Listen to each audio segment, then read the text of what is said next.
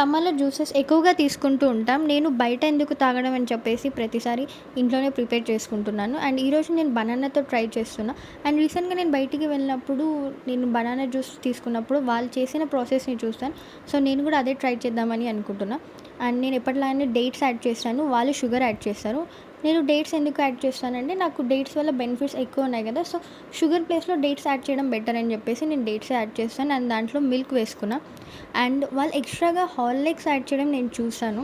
And దానివల్ల కూడా taste అనేది ఇంకా బాగుంది. సో, నేను కూడా హార్లిక్స్ యాడ్ చేద్దామని చెప్పేసి తీసుకొని దాంట్లో ఫస్ట్ కొంచెం వేసాను హార్లిక్స్ పౌడర్. వేసి మిక్స్ చేసి వేసుకున్నాను. రెడీ అయిపోయింది జ్యూస్ అనేది. అండ్ దానిపైన కూడా మళ్ళీ హార్లిక్స్ వేసుకున్నా. హార్లిక్స్ వేసుకొని అలా బాగా మిక్స్ చేసుకోవాలి. అండ్ ఇది కూడా హెల్తీ డ్రింకే. ఎందుకంటే నార్మల్‌గా పిల్లలకి మనం బనానా ఇస్తే తినరు. అదే జ్యూస్ లాగా చేసామనుకోండి, వాళ్ళు టేస్టీగా ఉందని చెప్పేసి తాగుతారు. అండ్ హెల్త్‌కి కూడా మంచిదే కదా! సో, ప్రతి ఒక్కరు ట్రై చేయండి. అండ్ హార్లిక్స్ అనేది జస్ట్ ఆప్షనల్ మాత్రమే. నాకు హార్లిక్స్ వేయడం వల్ల ఆ జ్యూస్ నచ్చింది. అండ్ నేను అందుకే హార్లిక్స్ యాడ్ చేశాను. చూసారు కదా! ఇంట్లోనే సింపుల్‌గా మనం ఎన్ని డ్రింక్స్ చేసుకోవచ్చు. అండ్ మనం సమ్మర్ కాబట్టి ఎక్కువగా డ్రింక్స్ తీసుకోవడం వల్ల మన బాడీకి చాలా మంచిది.